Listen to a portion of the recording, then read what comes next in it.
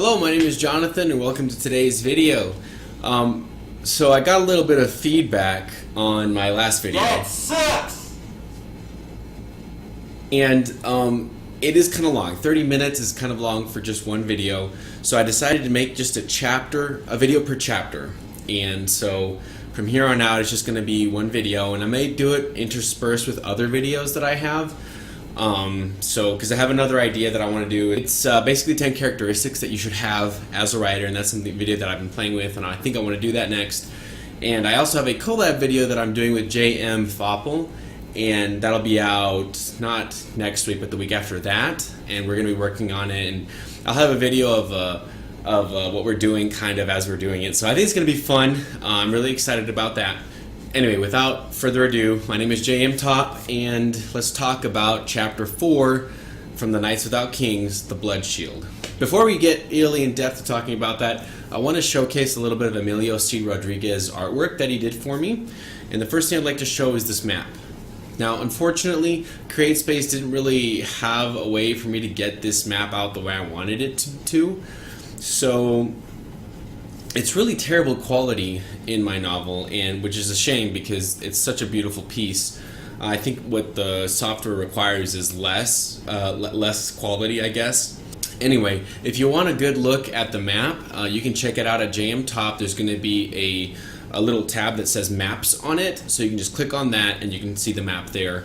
I'm going to do that with all my works essentially, because from now on I'm going to try to focus on making the maps to be the highest quality I possibly can. When I re-release this book too, that's going to be the case. It's just going to be great quality. It's just the first time, in CreateSpace. Well, I can't really do much to help that. But from this point forward, if you want to see any of the maps without having the book or whatever, you can look it up on my website, jmtopp.com. So in addition to that, he also did 3 character sketches, and the first one happened before chapter 1, so I didn't include it last video, but I want to include it here, and this is it.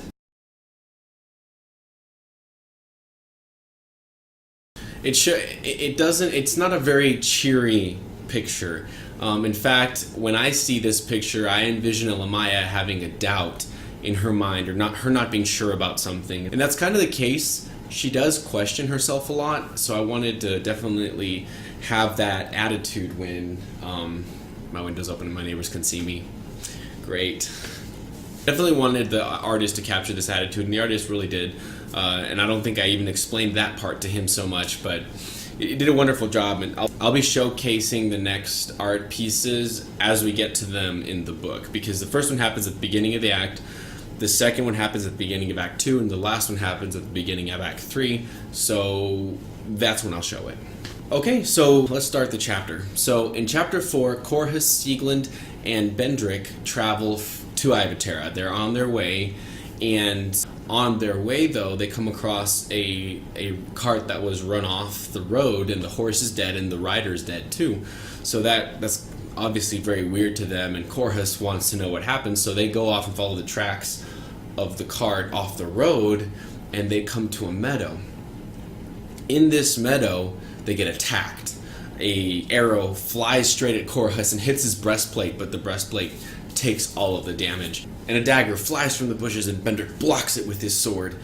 And then he recognizes who the assailant is. It's Rebecca. So Rebecca comes out of the brush, and Korhus is pissed, obviously, because he takes this as an attack. It's very personal. This thing should not be happening. But Bendrick understands kind of why she's doing it. And she even explains, she says, I wanted to test you. I wanted to see if the legends were true. The Rovalgad Reaper.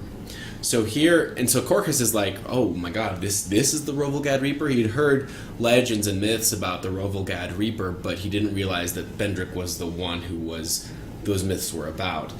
And Bendrick isn't really happy about this, but that's kind of the infamy that he has. So that's introducing a little bit of mystery to the reader, saying, well, who is this Rovalgad Reaper and why is it so important?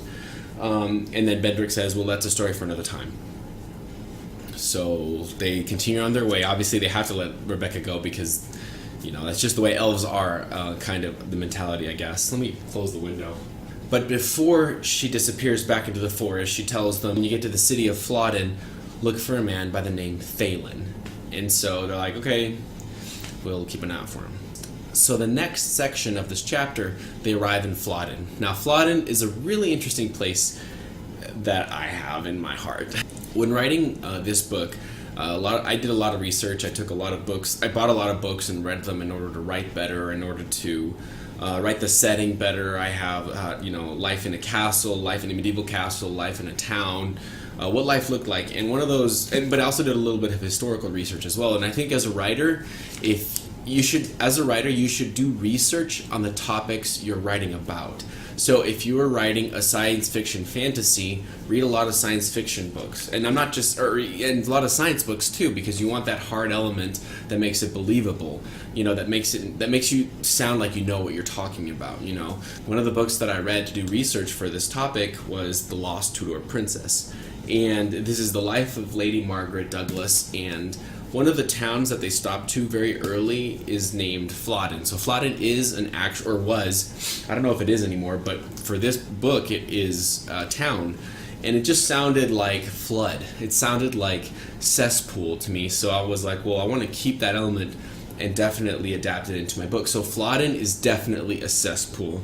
And it's kind of dear to my heart because I took a lot of inspiration from my childhood. I grew up in really trashed out and disgusting alleyways. I grew up in Mexico City, by the way. I don't know if you know that, but I grew up in the suburbs of Mexico City, and a lot of places were just trashed out, man. Like, there's lots just built up really high, like 3 stories high of trash, and just low, poor living, but that was my home. And with the people that I grew up with, my friends, they lived in these really crummy houses. But that has a soft spot in my heart for me because those are my houses too. Those are where I lived. I was with them all the time. So I wanted to include that element here in Flodden. So Flodden is the worst place you could possibly be. You don't even want to go out at night.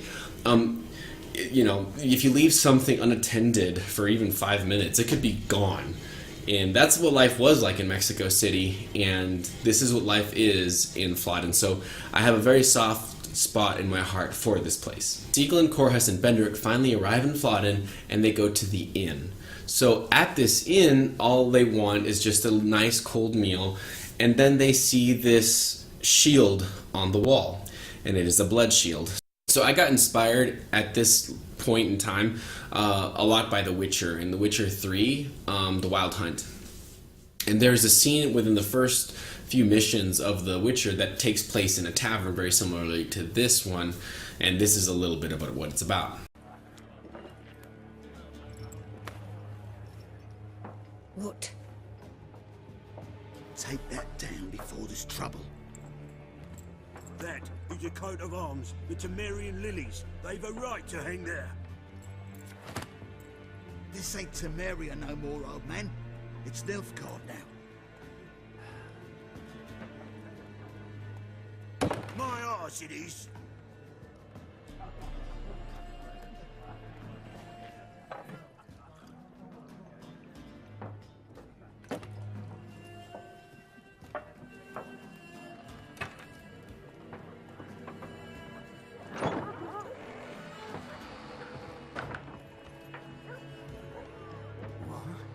Witches?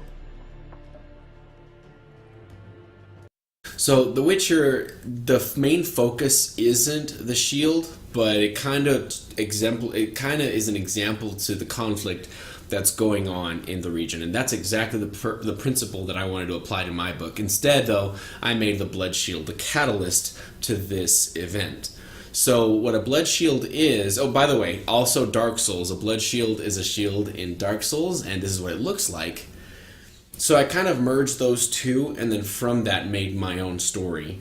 And so the Bloodshield in the book is a shield that Weserithians use because it has their logo on it and their colors are red. Unfortunately, Flodden is kind of like a border town, and Ivateran soldiers come there pretty often, and Weserith doesn't really have a lot of control in this town.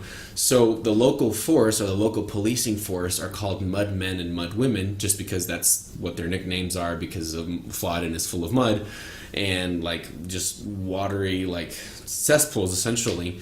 Flodden is very much like that. So mud men and mud women are kind of like the policing force but they are also just as corrupt. And one of the lines that I have is, you know, crime is just so rampant that there really isn't a policing force. Like, even if there is eyewitness accounts, it's very questionable because some of the mud women or mud men might have been involved in that crime as well. So that's how bad this place is. Again, mirroring Mexico City a lot because the police are very corrupt over there. The inn that they come to is called Rickart's Rest. Hint, hint. So this is important for book 2. Just keep that in mind if you're watching this series and are interested in reading the second book. That's important. So then these 3 Ivotaran soldiers come in and they start giving the innkeeper crap about having a blood shield up there. They would rather see an Ivotaran symbol up there. And a mud woman stands up and says, this is Wezerith owned. This is Wezerith controlled. This is part of the Elder Vale. You don't have power here. Leave that shield up there. And then they fight based on that and they kill the mud woman. And this is where Sieglind really shines. This is where she takes on 3 of those men single-handedly without even drawing her sword. And she ends the fight by grabbing the blood shield and slamming it on an Ivotaran man's head. And that's symbolic because that's the symbol of Wezerith raining down on an Ivotaran. That means something. What exactly? Well, that's up to you to find out later. But I'm just trying to set the groundwork for cool things later on. So they do this, but the innkeeper is really upset and she wants them to leave because she didn't want... Now this is kind of the antithesis that I wanted to play around, is with the heroes, in this case, the people that save the inn from more destruction, are not appreciated. In fact, they're hated. And you don't understand why, because you don't understand someone else's point of view. Sometimes when they disagree with you, it's for the dumbest shit ever, and you don't understand why they wouldn't be happy or they wouldn't be thankful. Like, in my opinion, that innkeeper should have been thankful for Sieglind's intervention, that she basically, even though she did kill a mud woman, she did save the inn. She saved her from further harm because she was getting beat up too. But the innkeeper's reason for being angry is they're going to come back with more. And they're going to do more harm when you're gone. And so you kind of understand that part. So I wanted to throw it on its head that the heroes aren't thanked. In fact, they're hated. And so Bendrick, Corhus, and Sieglind leave, and they bump into a man by the name of Thalen. And this Thalen is a slimy guy. He's really just gives everybody the creeps. And he kind of makes fun of him a little bit. But anyways, he says that he's going to take him in, and he reveals that he is a spy for Alder Isle. So Alder Isle is this land to the east, and the capital is Mor Nardvik. So him being there, he's basically saying, hey, we want peace. We don't want to be in this war that Wezerith and Ivatara look like they're about to go to. We want to stay on the sidelines, and we want to show this gesture of neutrality by helping you go to the queen and talk to her. So then Bendrick reveals that he grew up in Flodden, and this astounds Thalen because a lot of people aren't really proud of being from Flodden. So that's kind of mirroring my own life. Is like, I understand what it's like living in a place like that. So I want my main character to do the same thing. So there's a connection there. Then Thalen says, you guys can stay here the night. I'm going to go back and do some things. And so he leaves, and then they spend the night there. And that's the end of the chapter. So I hope you liked it. Let me know if this is a little bit better. Instead of having 3 chapters shoved into one, just having 1 chapter per video and just working about it like that. And then interspersing other content in that area as well. So just let me know if this is something that works for you. So stay tuned for next week, where I'm going to release the video with James Foppel. And I'm really curious as to what it's going to look like. We've already started writing the script, so I'm really eager to have him on the show. So if you don't know already, the Bloodshield, this 4th chapter, is from a novel that I self-published on CreateSpace called Knights Without Kings, which you can check out on Amazon, either on Kindle or paperback. If this is something that you're interested in, it's a dark fantasy, so it's very realistic, and it still has those tropes of knights, swords, kings, queens, and castles, but I throw them on their heads in certain areas. So you can also check out the reviews. They're going to be on Amazon as well. And if you've already read it and you like what you read, feel free to leave a review. Feel free to let me know what you think about it. Follow me on Facebook and on Instagram for further updates, and I'll see you guys on the next one, okay? And you be safe out there, okay? A lot of crazies going around. You don't want to be one of those crazies. You want to be one of the good guys. Well, at least relatively good. At least don't hurt people, you know? Help people. Try to be the best version of yourself that you can be. And I'll see you guys on the next one. See ya. There are so many things I wanted to tell you.